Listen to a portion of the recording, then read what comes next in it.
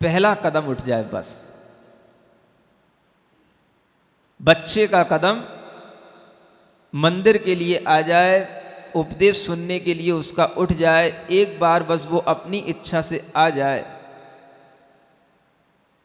तो उसका अगर अच्छा भाग्य होगा, उसके अंदर पुण्य का उदय होगा, तो अपने आप वह फिर आगे आगे आने लगेगा, अपने आप उसका भाग्य उसको और उसको आगे आगे प्रेरित करता रहेगा। एक बार कदम अपनी इच्छा से उठना चाहिए। अगर आप जबरदस्ती उसको उठा करके ले भी आए तो आज तो ले आए, लेकिन कल तो फिर आपको डांटेगा, क्या रोज रोज परेशान करते हो, रोज रोज जल्दी उठा देते हो, रोज रोज जो है हमारी नींद खराब करते हो। हाँ, चिल्लाने लगेगा, डांटने लगेगा। सुन रहे हो? इसका मतलब क्या हुआ कि आप उसको उठा करके तो लाए थे एक दिन बहुत मना करके, लेकिन लाने के बाद भी जो है वो यही सोचता रहा कि ये कब टाइम पूरा हो, कब 9:30 बजे 10 बजे और हम यहाँ से उठें, और अब दोबारा तो आना ही नहीं मेरे को, पक्का सोच लिया मैंने। ऐसा भी हो सकता है कि नहीं हो सकता है? हाँ, दोनों ही बातें हैं। तो जिस व्यक्ति के अंदर ऐसा भाव आएगा तो उसके अंदर समझना कि बहुत तीव्र अभी इसके अंदर, जिसे मिथ्यात्व कर्म कहते हैं, ये मिथ्यात्व कर्म के उदय के कारण से ऐसे भ्रम उसके अंदर पैदा होते हैं कि वो सच्चाई को समझना नहीं चाहता है। किसके कारण से? भीतर कर्म का फल, और वो कर्म कौन सा? मिथ्यात्व कर्म कहा गया है, जो हमें भ्रम में डाले रखता है, और उस भ्रम के कारण से हम सही चीज को ग्रहण नहीं कर सकते।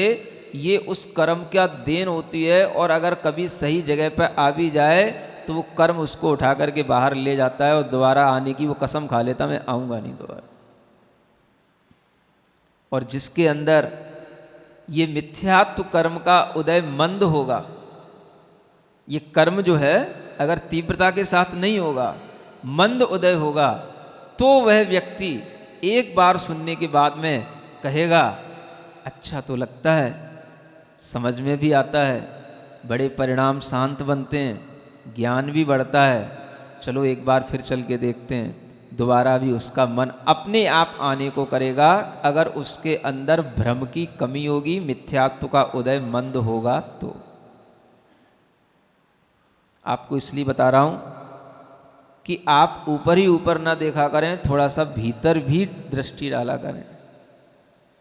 अंदर भी आदमी के ऐसे पुण्य कर्म के उदय होने चाहिए, मिथ्यात्व का मंद उदय होना चाहिए, तब वह धर्म करने की बात के योग्य होता है, धर्म सुनने के योग्य होता है। इसलिए ही तो आचार्यों ने कहा कि धर्म को विरले लोग ही सुन पाते हैं, तत्व को विरले लोग ही सुनते हैं। और जब सुनोगे तो आपके मन पर, चित्त पर जो छाए हुए पूर्व आग्रह पड़े हुए हैं वो दूर होंगे। इन्हीं पूर्व आग्रहों को भ्रम कहा जाता है, इसी को इल्यूजन कहते हैं। जो हमारे अंदर पूर्व आग्रहों से उत्पन्न हो जाते हैं, हमने पहले अंदर अपने जैसे संस्कार बना लिए हैं, उसी के अनुसार हमारे मन में विचार आता है, और उसी विचार के अनुसार हम अपना विचार दूसरे के सामने रख देते हैं, और हम अपने आप को उस सच्चाई से बचा लेते हैं। यही है अपने आप को भ्रम में डाले रखना। और यही दुनिया के सब लोगों के साथ हो रहा है। क्या करना पड़ेगा? भ्रम से दूर कराने के लिए आपको जिनवाणी सुनना पड़ेगा, भ्रम रहिता जिनवाणी, और किसी से आपके भ्रम दूर नहीं होंगे। मंदिर क्यों नहीं आना, मंदिर क्यों आना, पूजा क्यों नहीं करना, पूजा क्यों करना, उपदेश क्यों नहीं सुनना, इन सब चीज़ों के पीछे भी एक ना एक उद्देश्य रहता है। इन सब चीज़ों के पीछे भी कोई ना कोई सिद्धांत छिपा हुआ रहता है, लेकिन हम उस सिद्धांत को ना दूसरों को बता पाते हैं, ना वो सुनने की क्षमता रख पाता है। जब भी बहाना मिलेगा, अच्छाई के लिए मिलेगा, अच्छी बात के लिए मिलेगा। चोरी करने वाला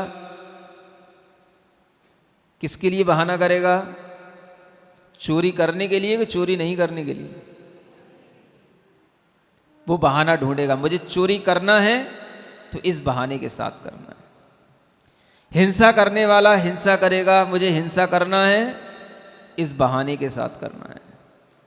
ऐसे ही आपका बेटा, आपके घर के लोग धर्म से बचेंगे, धर्म सुनने की इच्छा नहीं करेंगे। क्यों नहीं करेंगे? क्योंकि वो अपना बहाना सामने ले आएंगे। और सबसे अच्छा भाव, सबसे अच्छा बहाना धर्म मंदिरों में होता नहीं। समझ में आ रहा? जो बातें बिल्कुल सबको सरलता से सुनने में आ सकती हैं और समझ में आ सकती हैं, धर्म कभी मंदिरों में नहीं होता।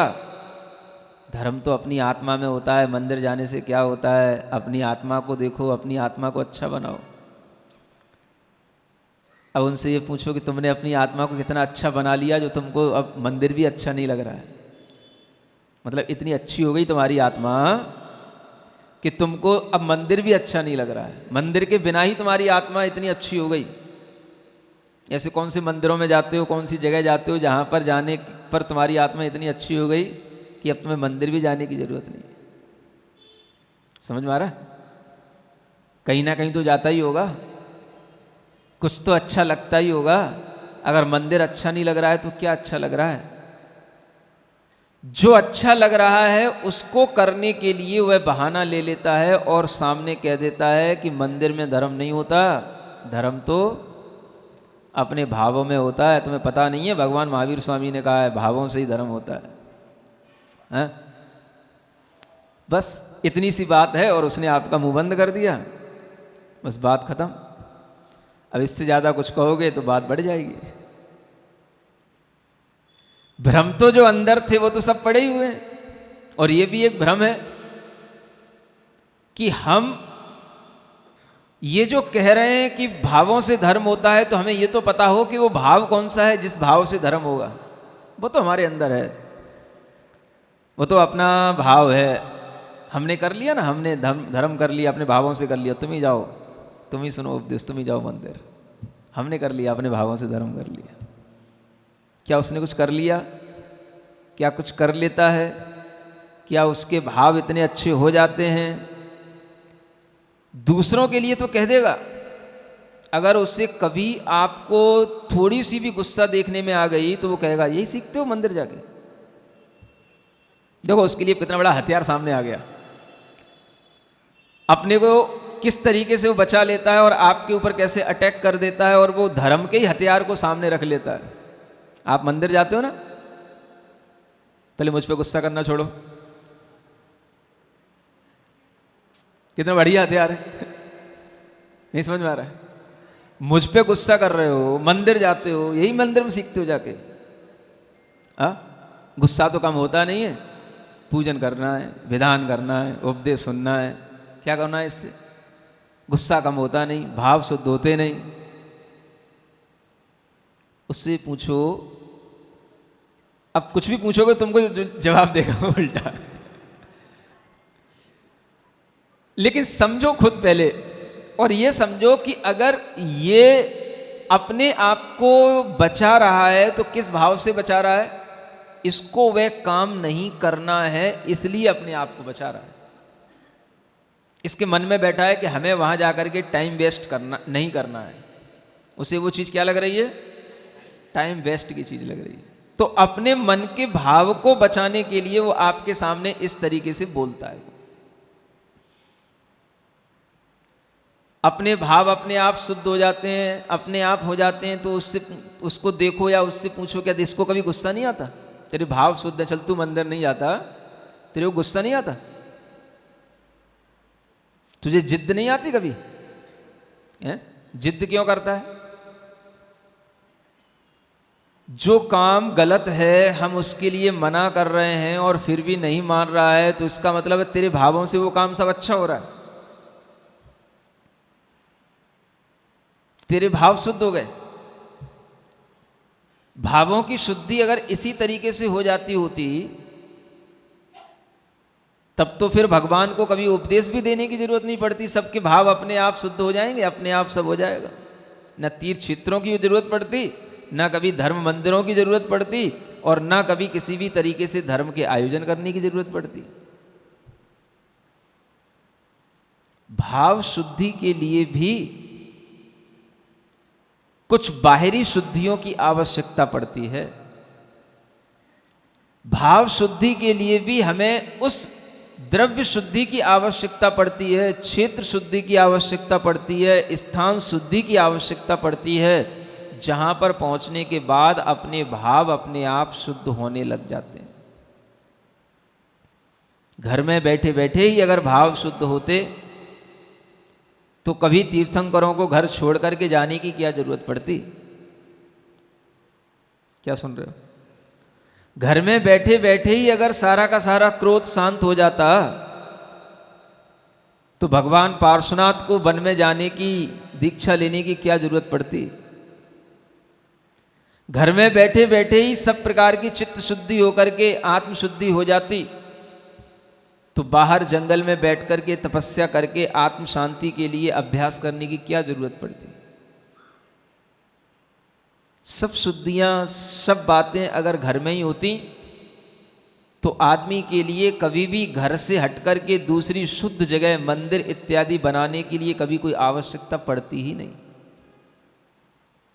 ये विज्ञान इसीलिए चल रहा है कि जिनके लिए अपने घरों में कभी भी शुद्ध भाव उत्पन्न नहीं होते हैं, जिन्हें अपने घर में कभी शांति मिल ही नहीं सकती है, घर में हमेशा घर का ही ध्यान रहता है, घर का ध्यान हट करके जब तक हम मंदिर जैसे पवित्र स्थान पर नहीं आएंगे, हमारे अंदर जो एक चिंताएं लगी रहती हैं जिसको हम आर्त ध्यान कहते हैं, वह ध्यान कभी भी टूटेगा नहीं और कभी भी हमारा ध्यान धर्म ध्यान बनेगा नहीं। मंदिर में आने का मतलब घर की चिंताएं कुछ देर के लिए छूट जाना। मंदिर में आने का मतलब परिवार की आपाधापियां कुछ देर के लिए भूल जाना। मंदिर में आने का मतलब राग रंगीनियां जो दिमाग पे छाई हैं वो थोड़ी देर के लिए शांत हो जाना, मन से हट जाना। मंदिर में आने का मतलब जो दुनिया के अंदर होने वाले पाप हैं उन सबको छोड़ करके एक पाप रहित पवित्र स्थान पर आ जाना। समझ आ रहा है कुछ कि नहीं आ रहा है?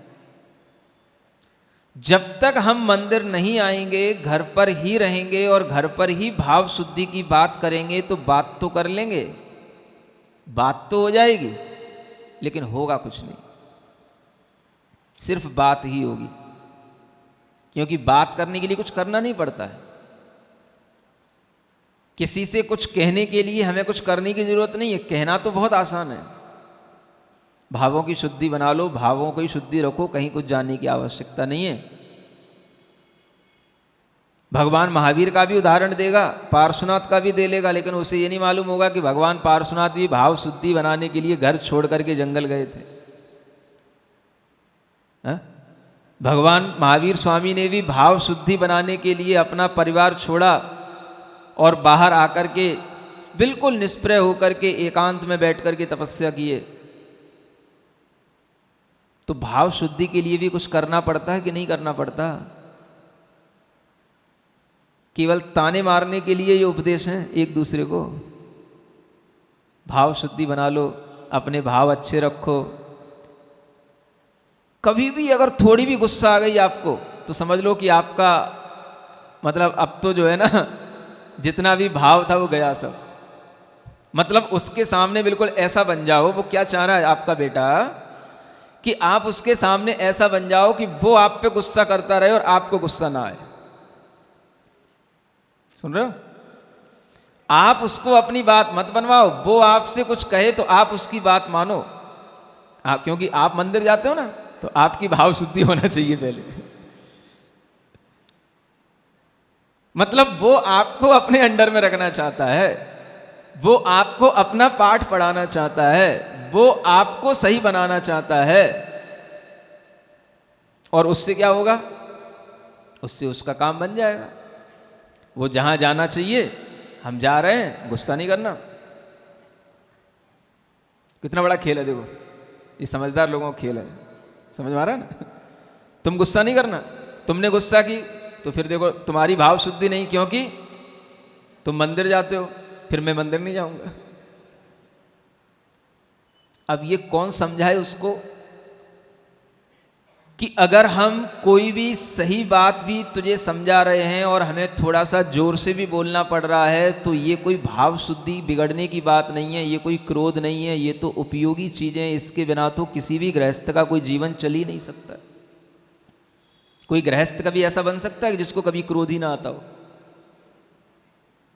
उस बेटे से ही पूछना कि तुझे ये भाव शुद्धि और भाव बढ़ाने वाली बातें कौन सिखाता है, कौन सा? इसलिए जिनवाणी को सुनने का काम करना पड़ता है, क्योंकि वाणी कानों का ही विषय है, आंख का विषय नहीं है।